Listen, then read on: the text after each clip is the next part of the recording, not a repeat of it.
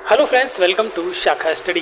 दोस्तों, आज की वीडियो में हम लेकर आए हैं सब्जेक्ट कॉम्पिटेंस की दूसरी वीडियो। जैसा कि आप जानते हैं कि हमारे चैनल पर एमएड एंट्रेंस की तैयारी कराई जाती है, तो यहाँ पर हम एक वीडियो पहले ही अपलोड कर चुके हैं। एक वीडियो मैं इसलिए कह रहा हूँ क्योंकि ये जो हमारा नया चैनल है, इस पर अभी हमने एक ही वीडियो अपलोड किया है।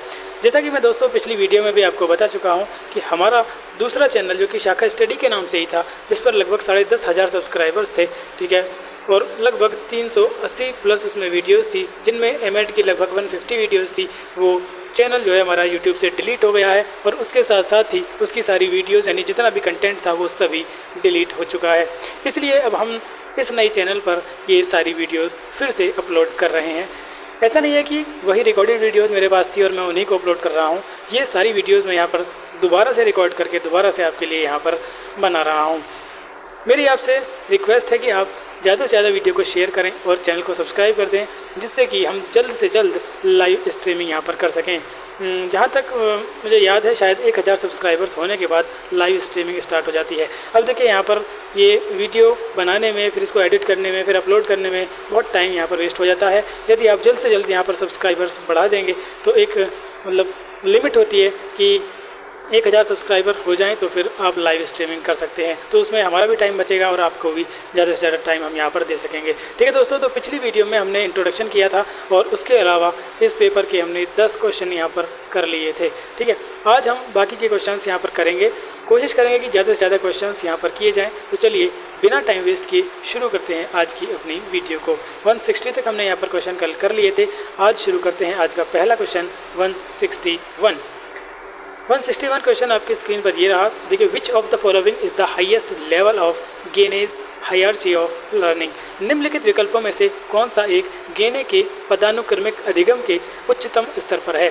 ठीक है, तो अब यहाँ पर आपको गेने की जो हायरार्ची है, गेनेज हायरार्ची ऑफ लर्निंग है, उसके बारे में आपने ज़रूर पढ़ा होगा बीएड में। ठीक है, तो उसी से रिलेटेड ये क्वेश्चन यहाँ पर पूछा गया है। तो क्वेश्चन नंबर 161 में देखिए, मैं आपको यहाँ पर बता देता हूँ गेने का जो पदानुक्रमिक अधिगम है उसमें कितने स्टेप होते हैं।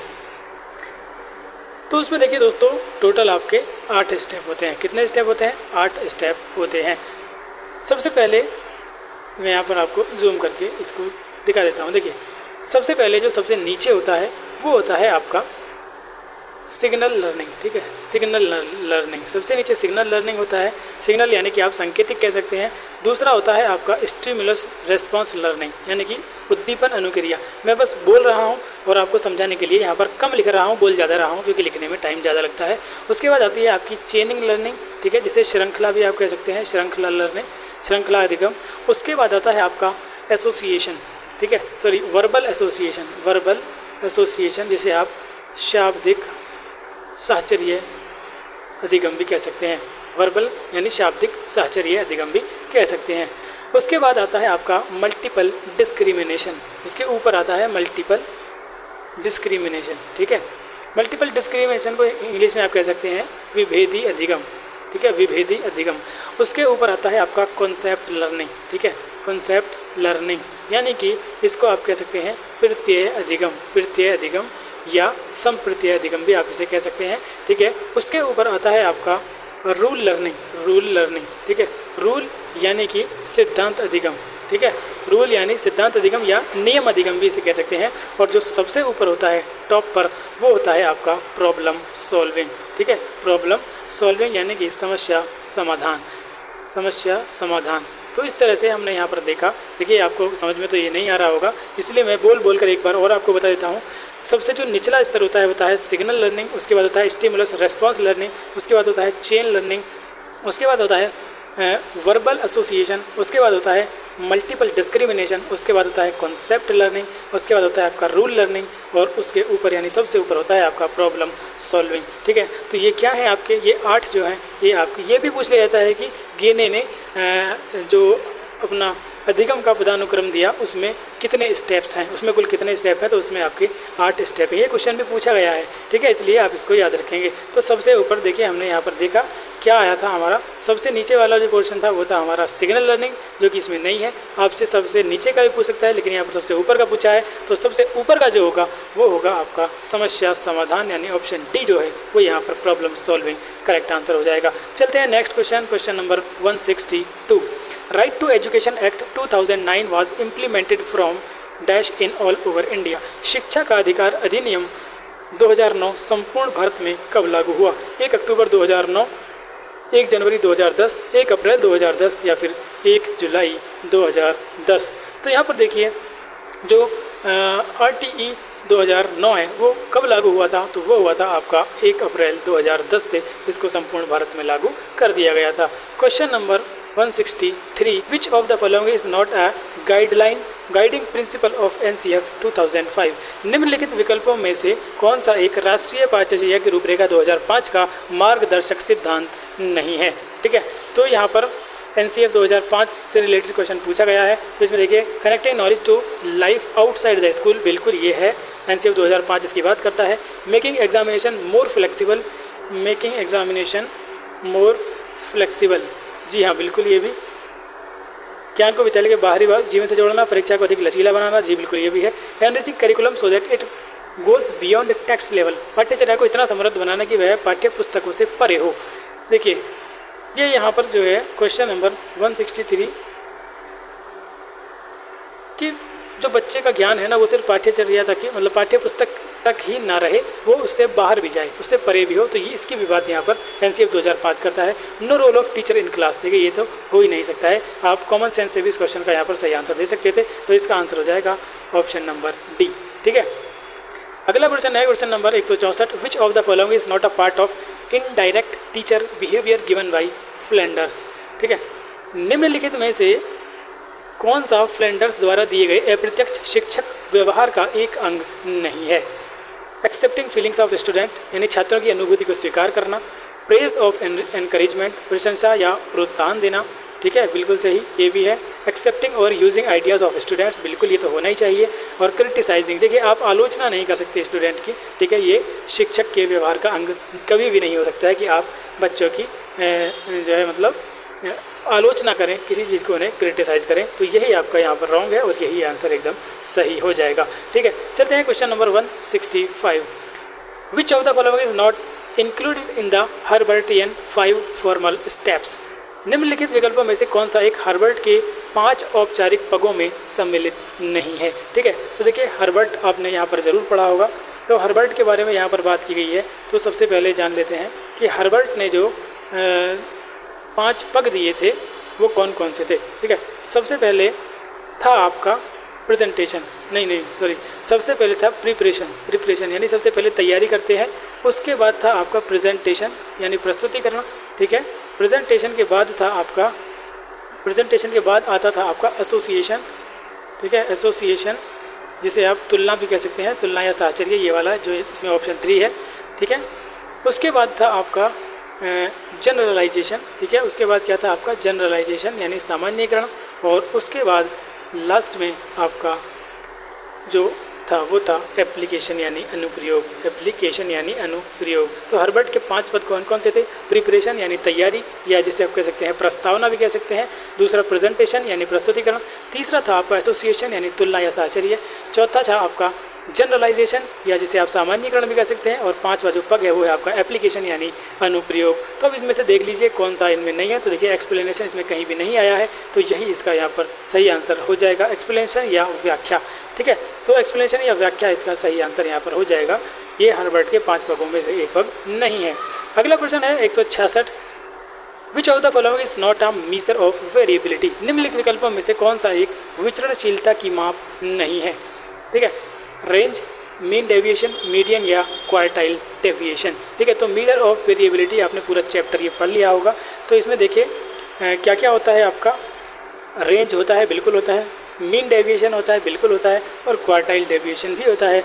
लेकिन विचरणशीलता की माप यानी कि मीजर ऑफ वेरिएबिलिटी में आपकी माध्यिका नहीं आती है, मीडियन नहीं आता है। तो यही इसका यहाँ पर सही आंसर हो जाएगा। अगला क्वेश्चन है 167, rank difference method of correlation can be use if measurement is on, यानी सहसंबंध की कोटि अंतर विधि का प्रयोग तब किया जाता है जब मापन हो, कैसा हो, नॉमिनल स्केल पर हो, ऑर्डिनल स्केल पर हो, इंटरवल स्केल पर हो या फिर रेशियो स्केल पर हो, यानी नामित मापनी, क्रमिक मापनी पर, अंतराल मापनी या फिर अनुपात मापनी पर हो। तो 167 का जो आपका सही आंसर है वो हो जाएगा ऑर्डिनल स्केल यानी कि क्रमिक मापनी पर। ठीक है, तो रैंक डिफरेंस मेथड का यूज़ हम कब करेंगे, जब मेजरमेंट जो हो वो आपका ऑर्डिनल स्केल पर होगा। Question number 168, if we calculate the mean deviation and standard deviation from the same data then which of the following is true. ठीक है, तो देखिए मैं यहाँ पर बता देता हूँ कि जो स्टैंडर्ड डेविएशन होता है, जो आपका SD होता है, स्टैंडर्ड डेविएशन, वो हमेशा अगर सेम डेटा का निकाला जाए तो वो हमेशा मीन डेविएशन से बड़ा होता है। ठीक है, तो अब यहाँ पर इसी ऑप्शन को हम देख लेंगे क्योंकि इनमें ऐसा ही दिया है, MD एंड SDR इक्वल नहीं होंगे, SD will be greater than MD। जी हाँ, बिल्कुल यही आपका यहाँ पर सही आंसर हो जाएगा 168, MD will be greater than SD, ये नहीं होगा और ये भी नहीं होगा। तो ऑप्शन नंबर बी जो है वो यहाँ पर आपका सही होगा कि मानक विचलन का मान माध्य विचलन से अधिक होगा, standard deviation will be greater than mean deviation. Next question है 169, विच of the following is not included in the element of memory. निम्नलिखित विकल्पों में से कौन सा एक स्मृति का अवयव नहीं है, लर्निंग, रिटेंशन, ऑब्जर्वेशन या रिकॉग्निशन, यानी अधिगम, धारण, प्रेक्षण या फिर पहचान। ठीक है, तो स्मृति का अवयव पूछा है यानी कि एलिमेंट ऑफ मेमोरी। यहाँ पर देखिए एलिमेंट ऑफ मेमोरी की अगर हम बात करें तो यहाँ पर आपका जो है लर्निंग तो होता ही है, बिल्कुल सही है, अधिगम होता है, उसके बाद आपका रिटेंशन भी होता है यानी धारण करना भी होता है। ठीक है, ऑब्जर्वेशन यानी प्रेक्षेपण, ठीक है, रिकॉग्निशन, पहचान जो है वो भी आपका मेमोरी का अवयव यानी मेमोरी का एलिमेंट है, लेकिन प्रेक्षण जो है यानी ऑब्जर्वेशन जो है वो आपका स्मृति का अवयव नहीं है, एलिमेंट ऑफ मेमोरी नहीं है। तो यही इसका यहाँ पर सही आंसर हो जाएगा। Which of the following is not include in the type of learning given by Ausubel. निम्नलिखित विकल्पों में से कौन सा एक ओसबेल द्वारा बताए गए सीखने के प्रकारों में सम्मिलित नहीं है। अब देखिए यहाँ पर आपको अगर पता होगा कि ओसबेल के सीखने के प्रकार कौन कौन से हैं तभी आप इस क्वेश्चन को कर पाएंगे। ठीक है, इसलिए आपको ये जानना जरूरी है कि ओसबेल ने सीखने के लर्निंग के कौन कौन से टाइप यहाँ पर बताए हैं। ठीक है, तो चलिए मैं बता देता हूँ आपको, ओसबेल ने लर्निंग के यहाँ पर जो मेन है 3 टाइप बताए हैं वो कौन कौन से हैं। सबसे पहले आता है आपका अधिग्रहण। देखिए यहाँ पर लिखा अभिग्रहण, यहाँ पर लिखा हुआ भी है तो मैं अब लिख नहीं रहा हूँ। अभिग्रहण यानी कि रिसेप्शन लर्निंग। ठीक है, रिसेप्शन लर्निंग। दूसरा आता है आपका अन्वेषण यानी डिस्कवरी। बिल्कुल सही लिखा हुआ है ये एकदम क्रम से। और तीसरा आपका रोट लर्निंग यानी रटकर सीखना भी, ये जो है ओसबेल ने रटकर सीखना भी एक सीखने का प्रकार बताया है, लेकिन कंसेप्ट लर्निंग को इन्होंने नहीं बताया है, सीखने के प्रकार में नहीं लिया है। तो यही इसका यहाँ पर सही आंसर हो जाएगा। ठीक है, तो आपसे पूछा जा सकता है कि ओसबेल ने कौन कौन से बताए हैं, तो ये 3 बताए हैं, अभिग्रहण, अन्वेषण, रटकर सीखना यानी reception, discovery and rote learning, concept learning उन्होंने नहीं बताया है। तो यही इसका यहाँ पर सही आंसर हो जाएगा। The condition of learning was written by, देखिए एक पुस्तक, यहाँ पर पुस्तक का नाम दिया हुआ है, ऊपर भी एक बुक दी गई थी। ठीक है, तो पुस्तक के नाम भी आपसे 2 से 3 पूछ लिए जाते हैं, इसलिए आप इनको भी हल्के में ना लेंगे बिल्कुल भी। तो कंडीशन ऑफ लर्निंग जो लिखी है वो आपकी किसने लिखी है, तो कंडीशन ऑफ लर्निंग लिखी है आपकी ओसबेल ने, गेने ने, E.L. थॉर्नडाइक ने या फिर B.F. स्किनर ने। तो दोस्तों इसके जो लेखक हैं वो हैं आपके गेने। ठीक है, वो हैं आपके गेने। अब यहाँ पर मैं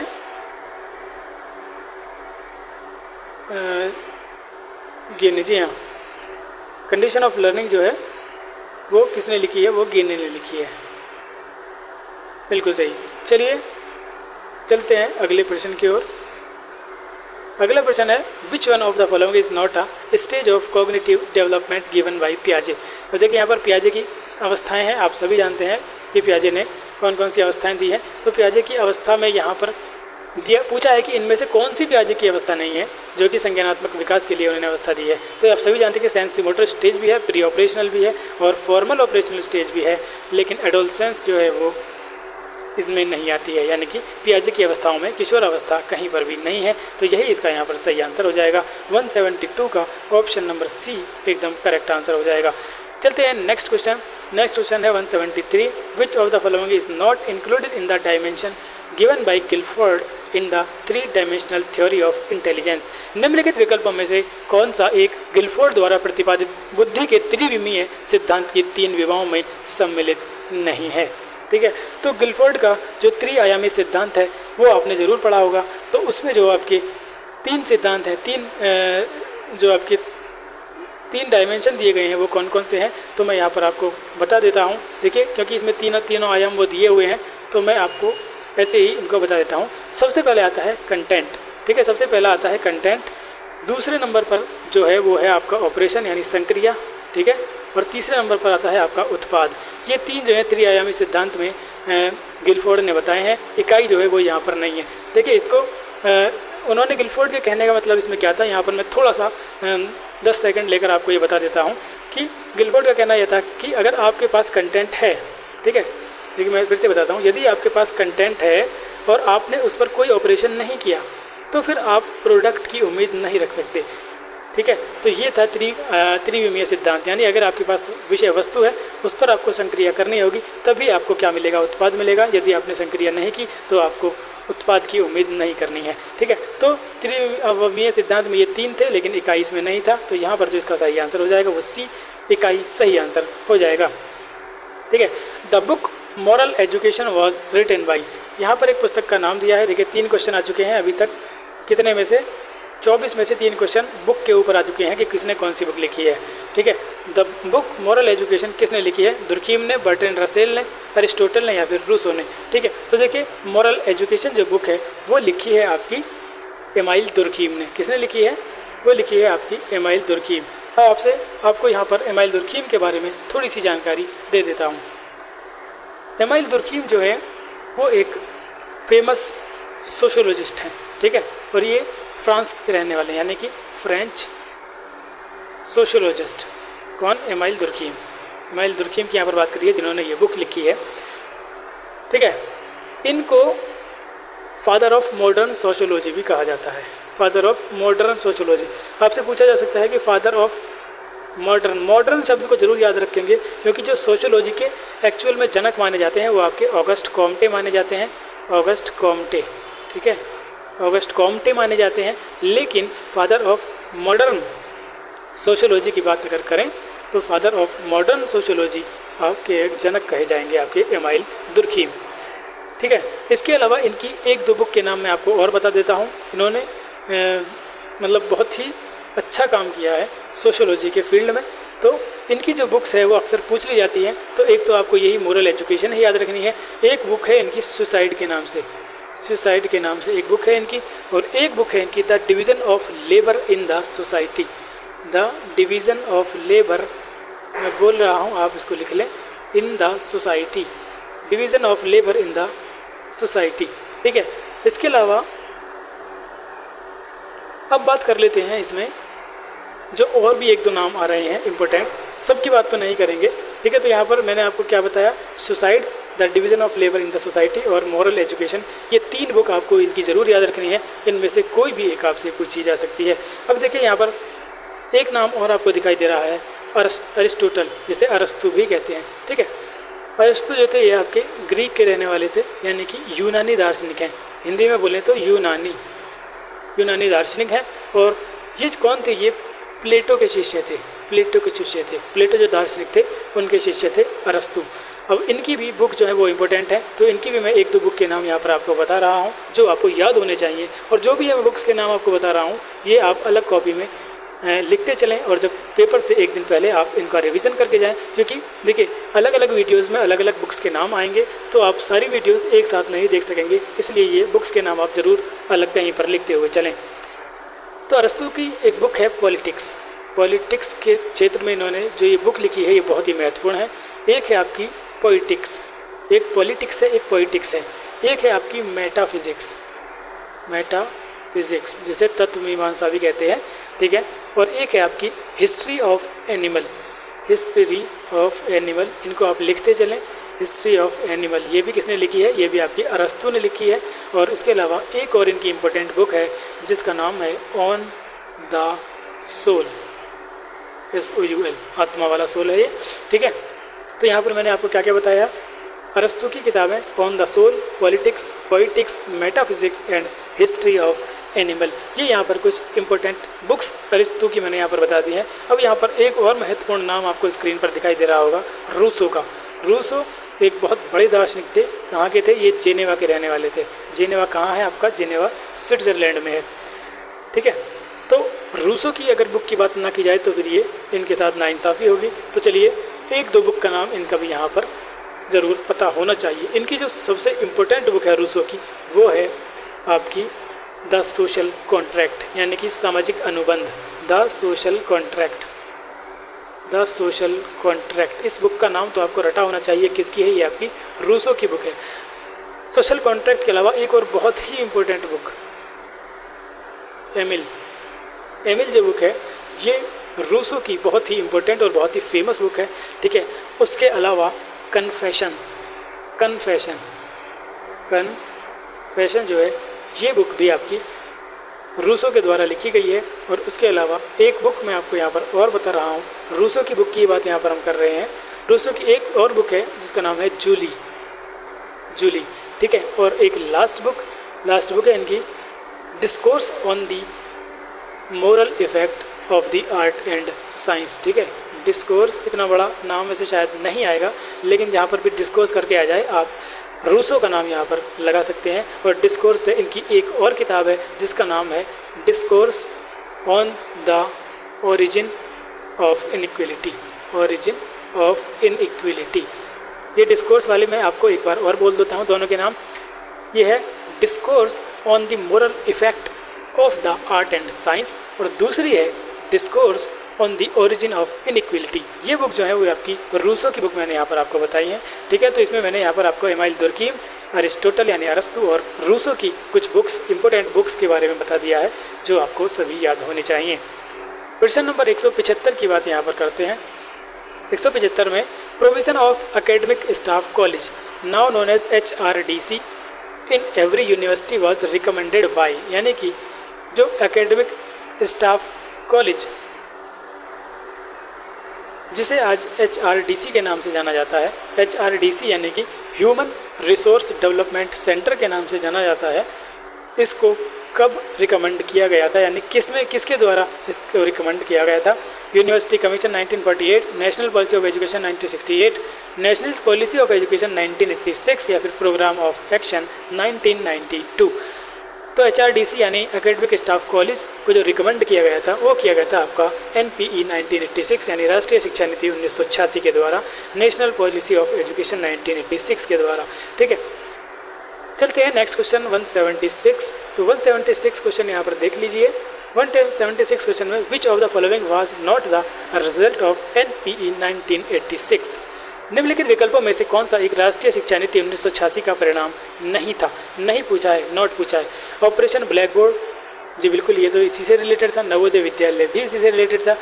और डाइट जो है जिला शिक्षा एवं प्रशिक्षण संस्थान यानी district institute of education and training, ये भी जो है आपका NPE national policy of education 1986 का ही परिणाम था।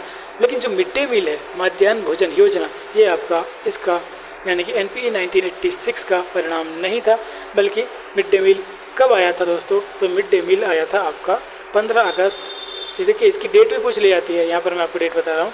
15 अगस्त 1995 को मिड डे मील की शुरुआत की गई थी। ठीक है, 15 अगस्त 1995 को मिड डे मील की शुरुआत की गई थी, मध्याह्न भोजन योजना। और अब इसको किस नाम से जाना जाता है? तो अब इसको जाना जाता है PM पोषण योजना। ठीक है, PM पोषण योजना के नाम से जाना जाता है मिड डे मील को। ये भी पूछा जाता है कि मिड डे मील का नया नाम क्या है? तो है PM पोषण योजना। शुरू किया गया था 15 अगस्त 1995 को। चलिए शुरू। अगला प्रश्न, विच of the following is not included in the evaluation process given by BS Bloom? निम्नलिखित विकल्पों में से कौन सा एक BS ब्लूम की मूल्यांकन प्रक्रिया में सम्मिलित नहीं है? यहाँ पर भी नहीं पूछा है, यानी कि जो है उनके बारे में अगर आपको पता होगा तो फिर आप नहीं वाला यहाँ से एलिमिनेट कर सकते हैं। ठीक है, तो चलिए देखते हैं। ऑप्शन है आपका फॉर्मुलेशन ऑफ ऑब्जेक्टिव्स यानी उद्देश्यों का निर्धारण, प्लानिंग, ठीक है, यानी नियोजन। तीसरा है प्रोवाइडिंग लर्निंग एक्सपीरियंसेस, अधिगम अनुभव प्रदान करना, या फिर evaluation of change in behaviour व्यवहार में परिवर्तन का मूल्यांकन। तो बीएस ब्लूम की मूल्यांकन प्रक्रिया में सम्मिलित कौन सा नहीं है, ये पूछा गया है। तो देखिए जो प्लानिंग है, ऑप्शन बी जो है ये आपका बीएस ब्लूम की मूल्यांकन प्रक्रिया में सम्मिलित नहीं है। ऑप्शन बी इसका करेक्ट आंसर हो जाएगा।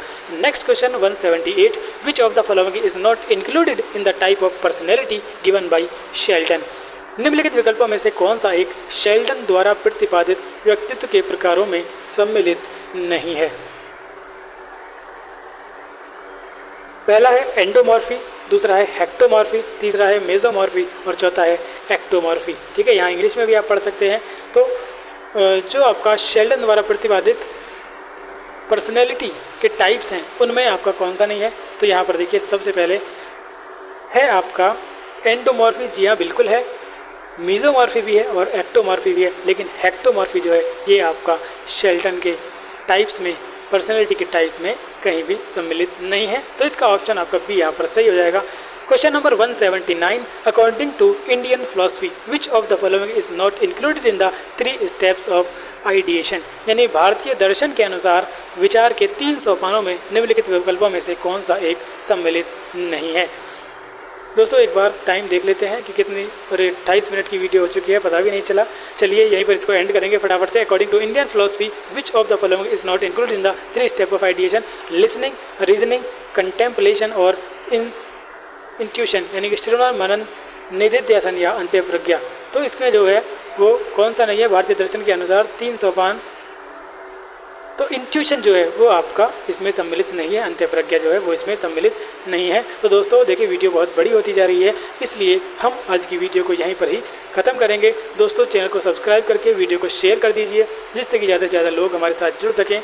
ठीक है, और फिर हम यहाँ पर लाइव स्ट्रीमिंग आपके लिए लेकर आ सकें। लेकिन लाइव स्ट्रीमिंग में चाहे जितनी बड़ी वीडियोस हो जाए हमें उससे फ़र्क नहीं पड़ेगा। बस ये है जब तक आप एक्टिव रहेंगे हम वीडियो मतलब हम यहाँ पर पढ़ाते रहेंगे और आप पढ़ते रहेंगे। लेकिन अब देखना पड़ता है कि कितनी बड़ी वीडियो हो गई है। तो चलिए दोस्तों आज की वीडियो में बस इतना ही। नेक्स्ट वीडियो में करेंगे कुछ और क्वेश्चंस, तब तक के लिए बाय बाय।